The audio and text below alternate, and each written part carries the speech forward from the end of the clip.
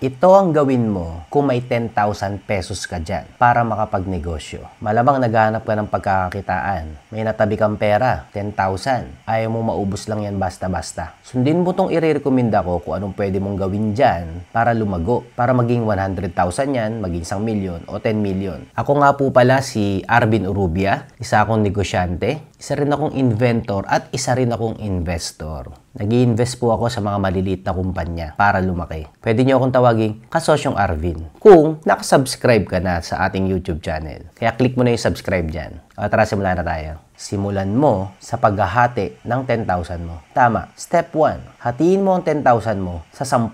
Ibig sabihin, meron kang 10 1,000.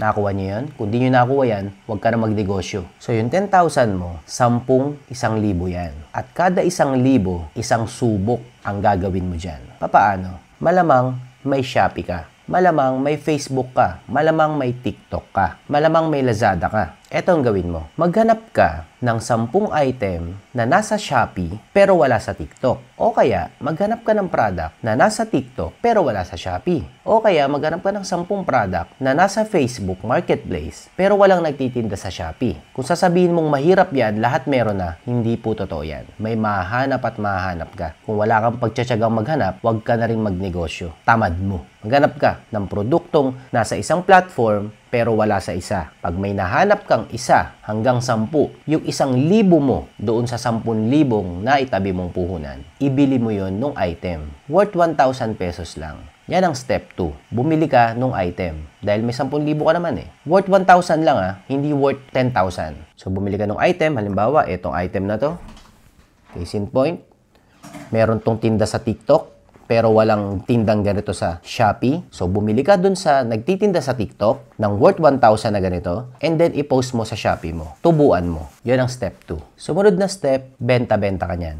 O mga kasosyo, like mo naman tong video na to kung nag-e-enjoy ka ngayon. Click like, please. Click like. Tignan mo kung kumikita, tignan mo kung maganda, tignan mo kung maganda yung tubuan, tignan mo kung may makukuha kang market. Basta, subukan mong ibenta. Take note, 1,000 lang ang puhunan mo dyan. Kung sakaling hindi bumenta yung item na napili mo, tulad nga nito, hindi ka masaya sa item mo, o kaya pangit yung product na sinusupply sa'yo, o X na yun. Ibig sabihin, failed testing na yun. Hanap ka ulit ng bagong product na meron sa isang platform na wala sa isang platform. Ganun ulit. Bilhin mo ng worth 1,000 yung item na yun, and then picture-picturean mo, i-post mo ulit dun sa platform na walang ganun. Tubuan mo ulit, testing mo ulit ibenta, i-marketing mo ulit, gawan mo ng content, post, try mo lang ulit. So, meron kang 10 try dyan sa 10,000 mo. Yan ang tinuturo ko sa'yo ngayong araw na ito. Mga kasosyo, comment nyo naman sa baba kung anong negosyong plano mong simulan.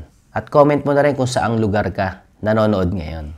Comment nyo sa baba. Babasahin ko lahat yan. Yan ang dapat mong gawin sa 10,000 mo. 10 testing dapat yan. Dahil mag-fail ka man sa una mong produktong binenta, may 9 ka pang pwedeng testingin. Sa 10 na yan, may isang magtatagumpay. Olats na nga lang kung yung ika-10 subok mo pa magtagumpay. Pero at least, 10,000 lang yung nasunog sa'yo. Hindi 1,000,000. Yan ang gawin mo sa 10,000 mo. Kung titignan nyo mga kasosyo, business is all about testing. At hindi ka makakatest ng pag-aaral lang. Hindi ka nakakapag-test, nakakasubok ng kaka-research lang. Ang tunay na testing ay nag-e-execute. At ang tunay na execution ay nagbebenta. Kahit anong gawa mo sa isang product, kung hindi mo susubukang itry na ibenta yan, is-sell, actual sell, na actual na may bibili, hindi execution yun. Hallucination lang yun mga kasosyo. Wala kang negosyo. Nag-i-imagine ka lang na may negosyo ka. Benta ang tunay na sukatan ng execution.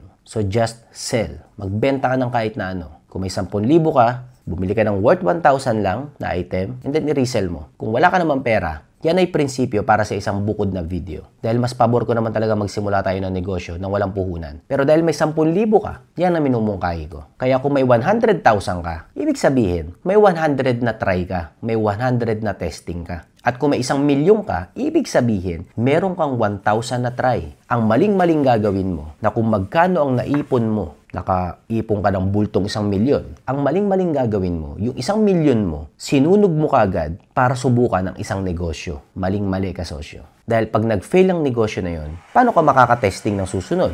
Yan ang maling-maling magagawa mo. Sunog ka kagad dyan. Lalo na nga, nagsimula ka ng negosyo nang may puhunan. Kaya mahirap ka magsimula ng ikalawang negosyo mo nang walang puhunan. Dahil nasanay kang may puhunan eh. O basta kung may pera kayo, start small pa rin. 1,000, parang usapang wala ka na rin puhunan yan eh. Kaya talaga mga kasosyo, ako lang nagsasabi na kaya magsimula ng negosyo kahit walang puhunan. At ako lang din nagsasabi na ang sisimulan mo negosyo, malulugi yan. Kaya magsimula ka na para malugi ka na kagad. Dahil wala nakakatakas na negosyante sa pagkalugi. Lahat nalulugi. Kahit anong galing mo, kahit anong aral mo, kahit anong research mo, kahit pag-aralan mo pa yung papasukin mo, malulugi ka pa rin. Kasama talaga yon. Kaya magpalugi na kagad. Mga kasosyo, meron nga po pala tayong Facebook group kung saan doon tayo mas nagkakakilala. Join po kayo. Kasosyong Malupit Facebook group. Yung link nasa description po sa baba. Execute na kahit mabigo, hindi wasak ang mundo mo. At huwag kakalimutan na ang nire-recommenda kong negosyo ay tatak mo ang nasa product na bibilin mo. Case in point, ito yung binili mong product. Kung sa Shopee, binili mo ito sa supplier mo doon na may tatak na Blue Sky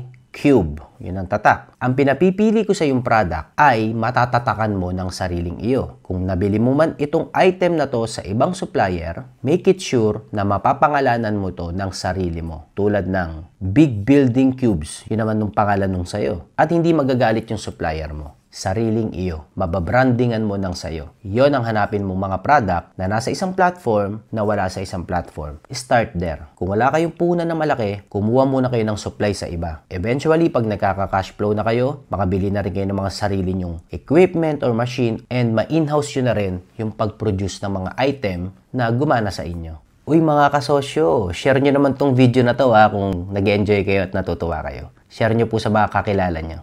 At sa inyong Facebook, share nyo na rin po.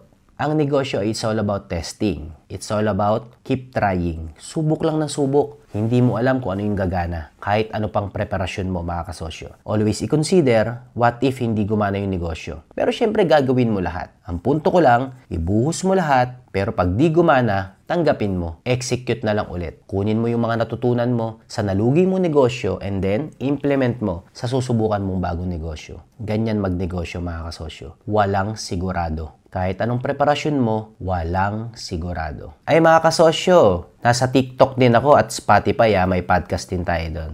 Hanapin niyo ako ron. Kung magsisimula rin kayo ng negosyo sa halagang 10,000 pesos, actually, kung ako magsisimula ng negosyo ngayon, walang tatalo mga kasosyo na mag-content ka muna. Mag-vlog ka muna. Mag-upload ka ng mga original content sa internet. Mapa sa TikTok yan, YouTube or Facebook, mag-content ka ng mag-content nang walang iniisip na negosyo, na walang iniisip na product. Kapag nakuha mo muna ang market mo, ang audience mo, nakakuha ko muna ng viewership kahit hindi malalaki, ang daling magsimula ng kahit anong negosyo. Maniwala kayo sa akin. Lalo na kung negosyante ka nagko-content tulad ko. Hindi ka na mamomroblema sa puhunan, hindi ka na mamomroblema sa bebentahan. Dahil may audience ka na. May nanonood na sa'yo, may nagtitiwala na sa'yo, alam mo anong mga problema nila, alam mo kung anong mga kailangan nila, isa-serve mo na lang. At kaya bibili sila sa'yo kasi may tiwala sila sa mukha mo. Kaya kung magsisimula kayo ng negosyo, start sa pagko-content. Later on, saka nyo hanapin ang product na kailangan ng market nyo, ng nanonood sa inyo.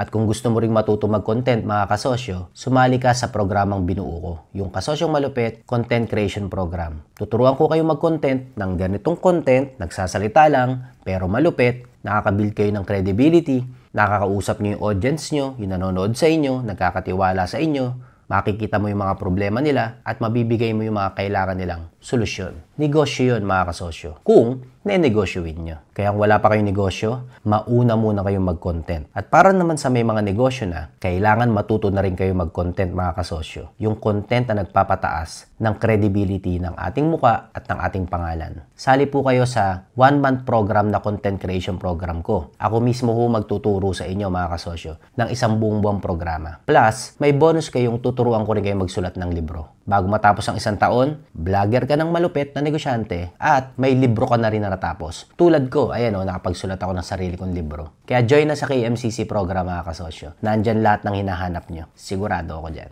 Message lang ako sa aking Facebook page. O sige po mga kasosyo, salamat sa pagtapos ng video na to. Trabaho malupit, I love you, God loves you, bawal tabad. Ciao, bye!